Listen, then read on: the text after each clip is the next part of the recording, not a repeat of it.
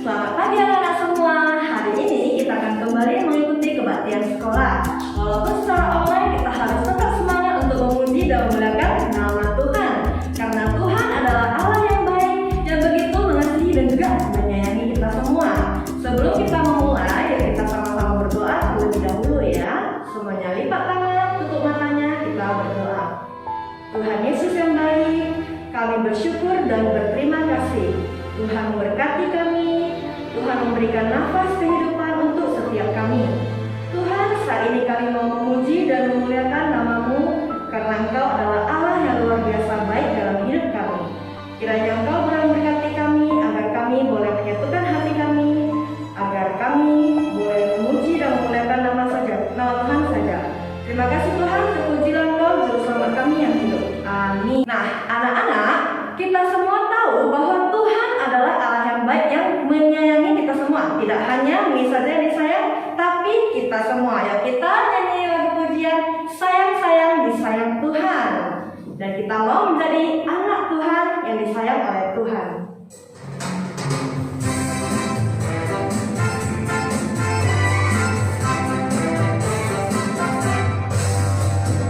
Sayang-sayang disayang.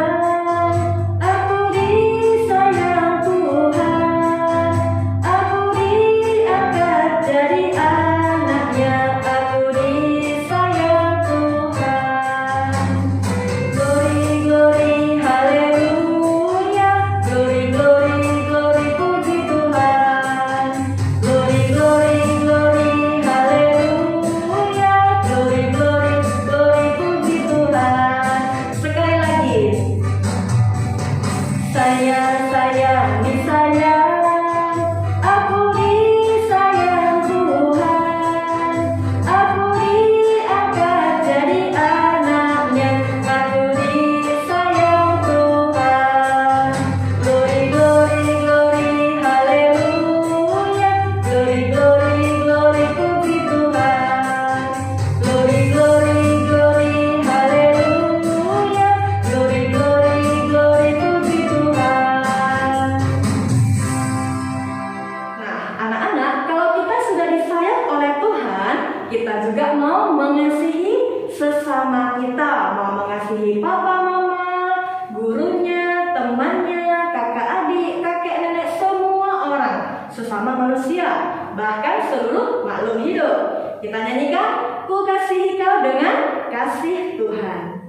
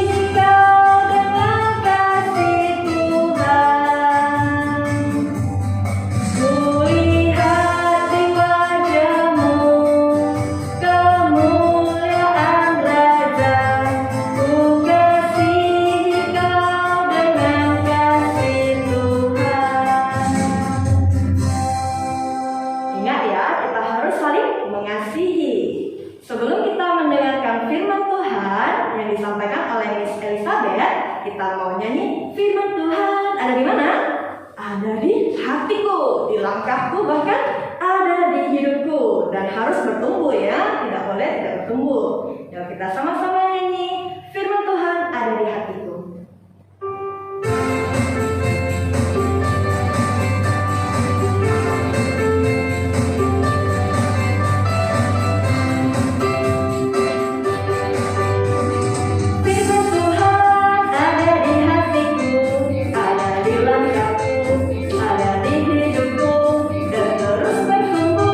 See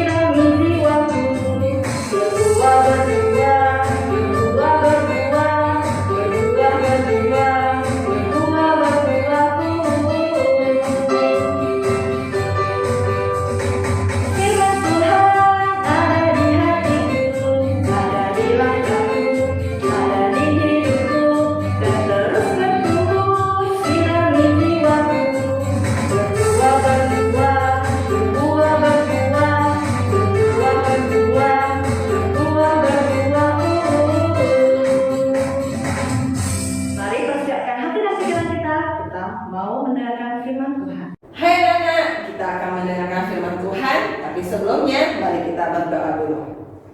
Tuhan, terima kasih atas pimpinan Tuhan. Kami boleh mengikuti ibadah. Walaupun ibadah ini secara online, tapi bila Tuhan, Kau memberkati setiap anak-anak yang mengikuti di rumah.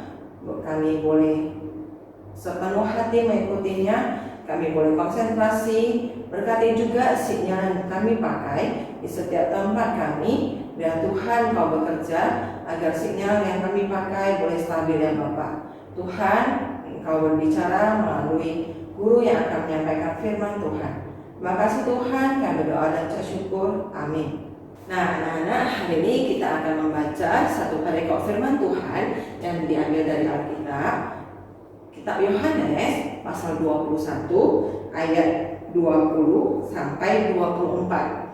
Nah, kita harus melihat dari ayat 20-nya ya. Perikop ini berjudul Murid yang Dikasihi Yesus. Ayat 20, ketika Yesus berpaling, ia melihat bahwa murid yang dikasihi Yesus sedang mengikuti mereka, yaitu murid yang pada waktu mereka sedang makan bersama duduk dekat Yesus dan berkata, Tuhan, siapakah dia yang akan menyerahkan Engkau? Jadi ada satu, di ayat 20 ini dikatakan ada satu murid, ya murid kesayangan Tuhan Yesus ya. Tuhan Yesus memiliki berapa murid? Anak-anak masih ingat? Ya, ada 12 murid. Nah, salah satu murid yang paling dekat dengan Tuhan Yesus dan paling sayang sama Tuhan Yesus. Nah, pada saat itu mereka sedang makan, terus murid ini berkata kepada Tuhan Yesus, Tuhan, siapa nanti yang akan menyerahkan Engkau? Dan mungkin pada saat itu kalau kita lihat konteksnya ini, berarti pada saat itu mereka sedang makan, terus ada pembicaraan, ya seperti mungkin anak-anak ya kan, waktu makan ada cerita-cerita sama mama papanya atau sama koko sama cicinya. Nah begitu juga gambaran di perikop ini. Kemudian kita lihat di ayat 21 ya. Ketika Petrus melihat murid itu, ia berkata kepada Yesus, Tuhan, apakah yang akan terjadi dengan dia ini? Dia ini yang dimaksud oleh Petrus adalah murid yang dikasih oleh Tuhan Yesus. Apa yang akan terjadi dengan itu? Nah, anak-anak, ini Petrus ingin tahu seperti kita mungkin, ya kan? Kita ingin tahu nih, oh hari ini Koko buat salah ya. Nah, kita Mama, jadi nanti apa yang akan terjadi sama Koko? Papa bisa hukum Koko gak? Mama marah gak sama Koko? Nah kita kan berarti anak-anak kita punya rasa pengen tahu. Atau mungkin kalau kita sedang belajar di rumah, atau sekarang kita belajarnya kelasnya ada di Google Meet. Nah pada saat gurunya memanggil, Cece, bagaimana? Coba baca dulu Cece. Oh anak-anak langsung, Cece gak tahu sampai mana. Nah apakah anak-anak langsung buka ini, Miss, Cece nggak tahu Miss. Nah gimana itu Miss? Nah ini juga salah satu rasa pengen tahu kita tentunya ya kan. Nah kita bilang, Mama lihat deh temen aku itu gimana tuh mah si Cece. Rupanya dia nggak tahu loh mah sampai mana tadi Missnya baca mah. Gimana tuh mah? Miss marah nggak sama Cece ya mah? Nah kita pengen tahu juga kan. Nah respon Tuhan Yesus di ayat 22 ya, jawab Yesus, jikalau aku, Tuhan Yesus ya, jikalau aku menghendaki supaya ia tinggal hidup sampai aku datang, itu bukan urusanmu. Tetapi engkau ikutlah aku. Kita sambung ke ayat 23. Maka tersebar kabar di antara saudara-saudara itu bahwa murid itu tidak akan mati. Tapi Yesus tidak mengatakan kepada Petrus bahwa murid itu tidak akan mati, melainkan jikalau aku menghendaki supaya ia tinggal hidup sampai aku datang, itu bukan urusanmu. Nah, di ayat ke-24, dialah murid yang memberi kesaksian tentang semuanya ini dan yang telah menuliskannya, dan kita tahu bahwa kesaksiannya itu benar. Nah, anak-anak, kalau kita lihat tadi Petrus ingin tahu, terus Petrus tentunya deketin Tuhan Yesus dong. Baru Petrus Tuhan, tadi jadi bagaimana dengan murid yang Tuhan kasihi Anak-anak, murid yang Tuhan kasihi, yang disebutkan oleh Petrus itu adalah Yohanes. Jadi Petrusnya, Tuhan, jadi gimana Yohanes itu? Petrus ingin tahu kan? Jawab Yesus di ayat 22 tadi, kalau itu bukan urusanmu. Kalau Tuhan menghendaki Yohanes hidup berapa lama, apapun yang akan terjadi dengan Yohanes, itu bukan urusan Petrus. Nah, anak-anak, di perikop firman Tuhan hari ini, cerita kita hari ini, nah, satu gambar yang anak-anak lihat. Ini gambar, ya, mulut diciptakan oleh Tuhan untuk memuji Tuhan, mengucapkan hal-hal yang baik, dan bukan digunakan untuk gosip. Jadi anak-anak, mungkin kadang kita memang ingin tahu sesuatu, tapi itu bukan menjadi satu alasan kita pengen tahu menjadi menggosipin teman kita atau saudara kita. Maka dari itu, pada saat Petrus bertanya kepada Yesus, Tuhan Yesus bilang, itu bukan urusanmu. Yohanes mau bagaimana, apa yang akan terjadi dengan Yohanes, itu bukan urusan Petrus. Sehingga Tuhan Yesus mengajarkan kepada Petrus, jangan bergosip. Jangan bergosip, tidak boleh bergosip. Jadi seharusnya Petrus pada saat apapun yang dikerjakan oleh saudaranya, mereka 12 murid itu mereka saudara dalam seperti saudara ya dalam Tuhan ya.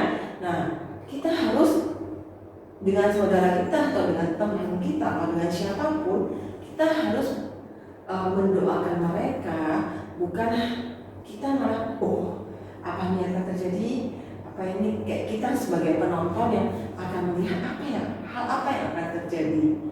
Enggak, anak-anak ya, tapi firman Tuhan hari ini mengajarkan Tuhan Yesus ingin kita belajar sejak kecil kita memakai mulut kita bukan untuk hal-hal yang tidak baik.